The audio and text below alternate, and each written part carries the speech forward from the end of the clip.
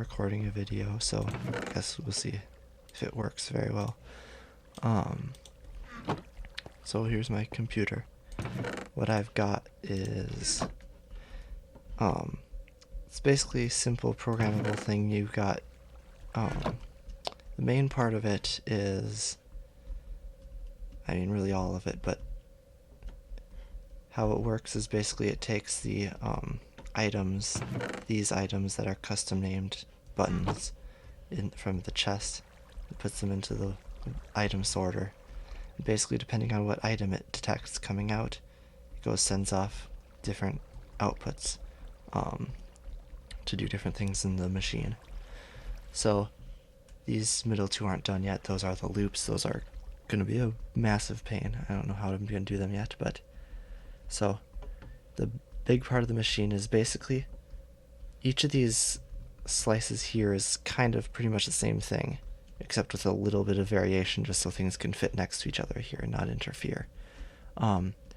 You've got this massive selector that will, when you trigger something from either side of here, one of these sides will move this wall right here over one this way, and the other side will move it over one the other way, and that basically selects which channel you're modifying the data of, kind of. So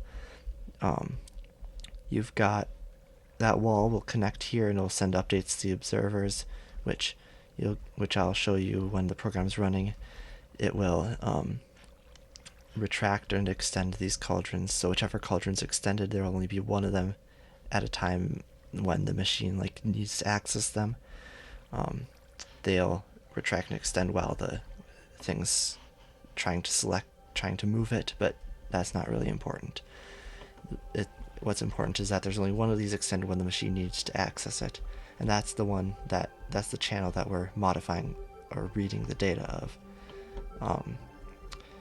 reading or writing data from. So that goes through a bunch of logic here, and this part, the cyan circuit, if there's a signal that gets sent via the cyan wire, which you can see is one of the inputs. This is the flip bit input. So when a thing gets sent down here, basically what happens is these extend, and it triggers a 1-tick pulse to either pop out the redstone block like that, or retract it in. So basically, whichever one it is, whether that specific byte or bit of memory is on or off, it just swaps it to the other one.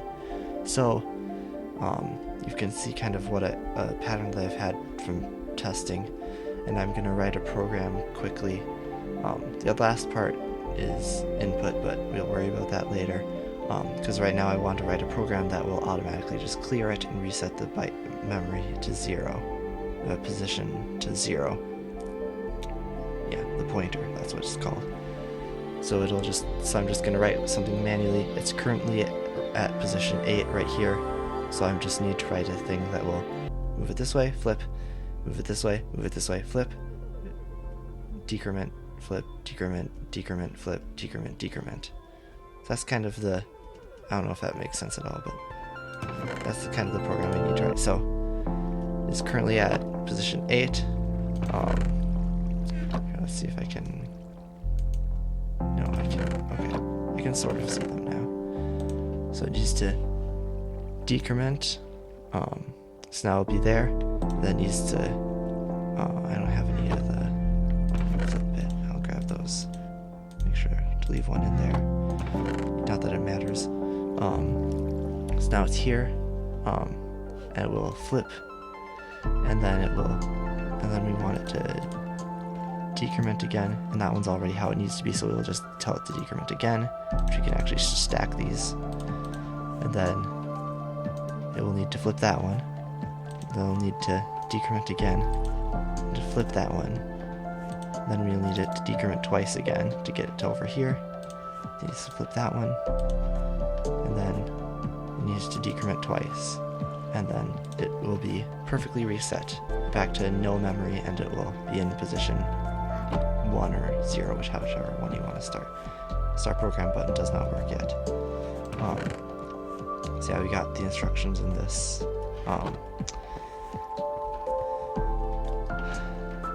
So To start this, we need to click this button twice, because once puts an item into this hopper below the chest, and the second time will dispense it. You can see it dispenses out there, and you can watch it go through that, and you can watch down the cauldrons on the bottom.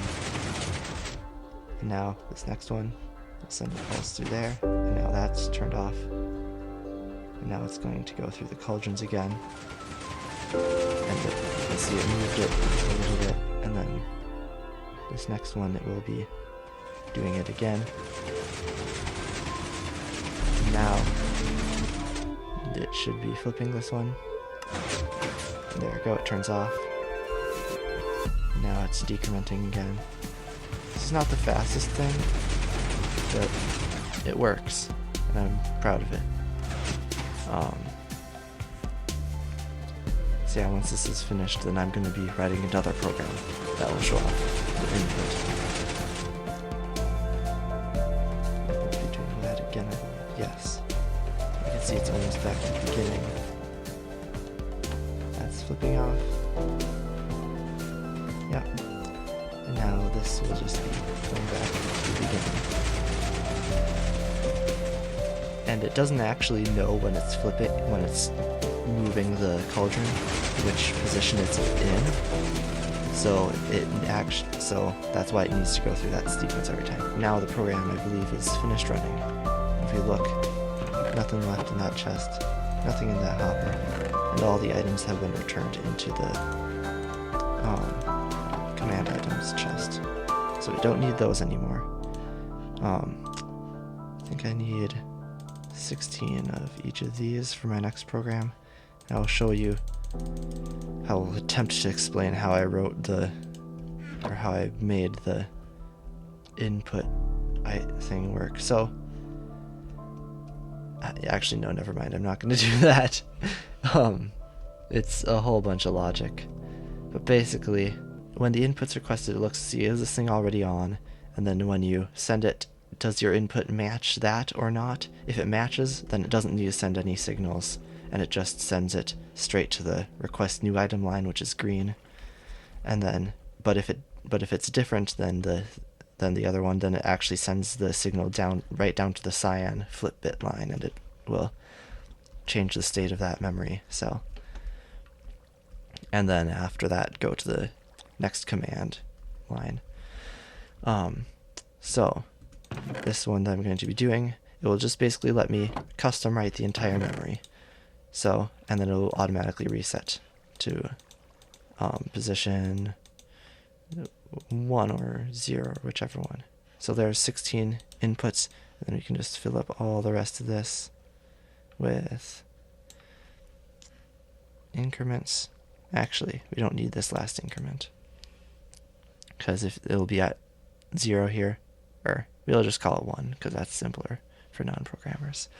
So it's at 1, then it goes to 2, inputs 3, input 4, input 5, input 6, input 7, input 8, input 9, input 10, input 11, input 12, input 13, input 14, input 15, input 16, and then it inputs that last one, and then it goes back to 15, 14, 13, 12, 11, 10, 9, 8, 7, 6, 5, 4, 3, 2, 1, and we're back at the start. So I didn't need that last birch one either. So now, I have extras. There we go. So now if I go down and start this program,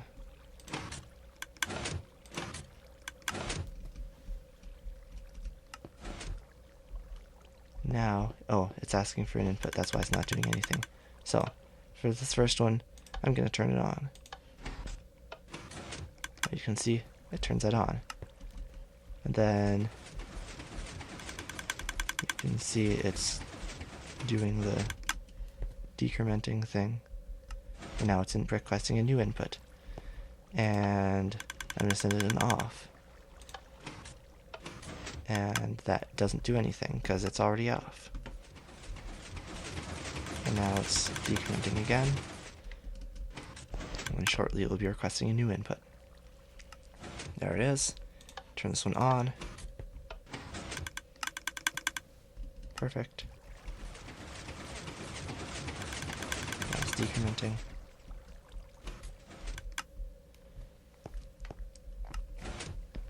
And I'll turn this next one on as well.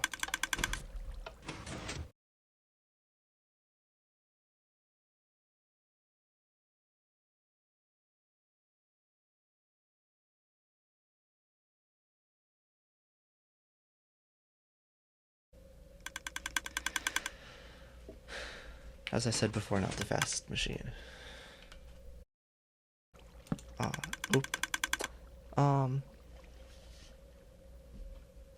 It's already off.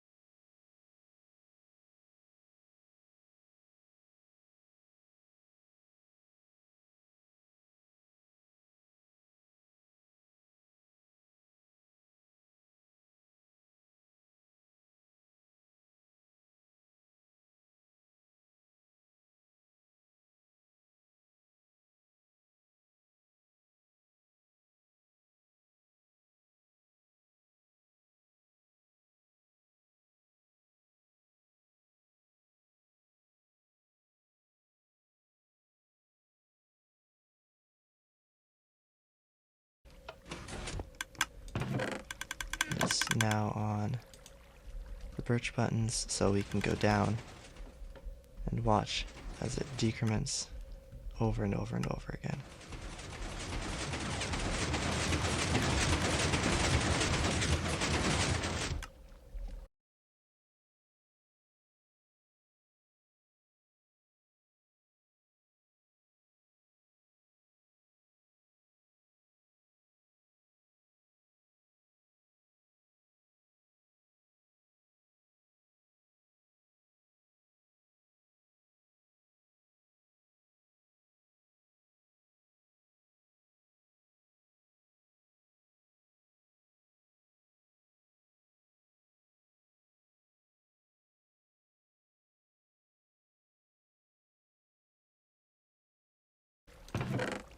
It's almost done. It's got 3 instructions left, technically 4. Now it's got 3 left because there's one in the hopper queued up to be used.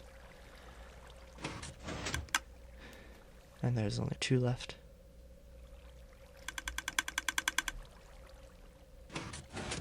Now 1 left.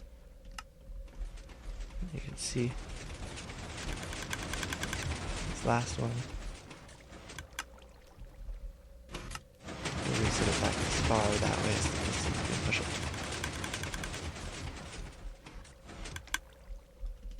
And yeah, at the end of the program, I mean, also a lot before the end of the program, we had this nice pattern here. That's not exactly a pattern, but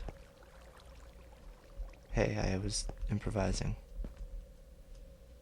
Hope that was interesting, I guess.